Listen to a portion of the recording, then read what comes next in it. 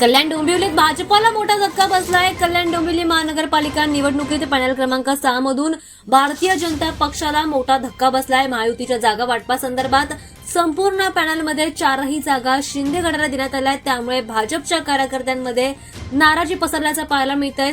सोबतच पालिका हद्दीत बंडखोरी सुद्धा उघड झाल्याचं पाहायला मिळत आहे। भाजपमध्ये तब्बल 20 वर्षे निष्ठेने काम करून सुद्धा पक्षाने दखल घेतली नाही असा आरोप करत भाजप मंडळ उपाध्यक्ष सुधीर वायले यांनी नाराजी व्यक्त केली आहे। त्यांनी नाराजी जाहीर केली आहे। त्यांच्या नाराजीला इतर कार्यकर्त्यांनी सुद्धा त्यांना पाठिंबा दिल्याचं पाहायला मिळत आहे। त्यामुळे राजकीय वातावरण तापलंय सुद्धा।